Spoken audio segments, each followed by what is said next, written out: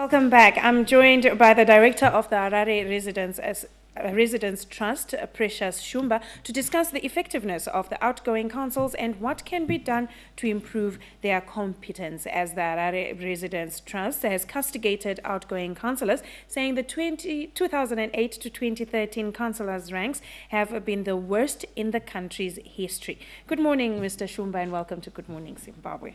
Good morning, thank you. What is your assessment of the outgoing councillors?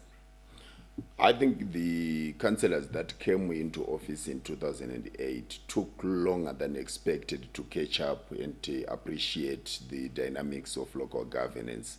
From 2008 to mid-2011, they were like kind of still learning and had not grasped the basics of decision making, moving motions, and how to resolve matters, as they kept going round in circles in discussing issues of significance. But mostly these were petty discussions. But from mid-2011 onwards, they had somehow gained confidence and were appreciating the challenges that they were supposed to deal with. Unfortunately, they were also let down by their senior managers in the city of Harare, who were also very incompetent in terms of implementing decisions of council. Okay, so we've talked about the incompetence of implementing decisions. What were their greatest weaknesses?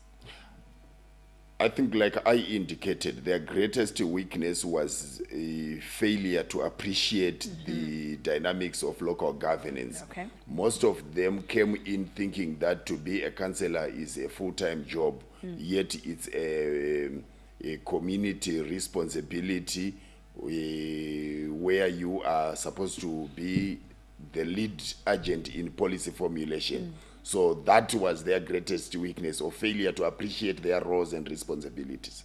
Did they not have any achievements? They did change the look of things in terms of sewerage. There were a lot of sewer based in areas like Mbare, Mfakosi, and most high-density areas when they came in.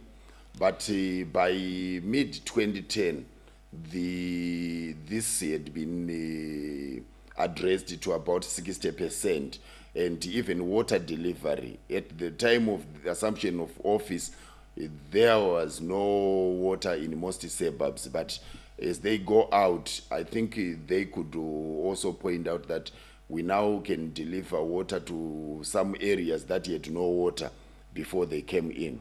And as a trust, what attributes do you look for in councillors?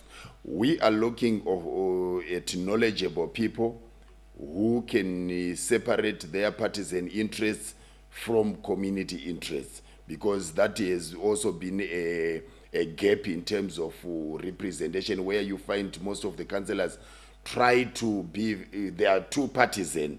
They can't separate, because we want a councillor who, when assuming duty, must leave their party politics and begin to represent every citizen within their respective ward. Okay, and your advice to the next crop of councillors?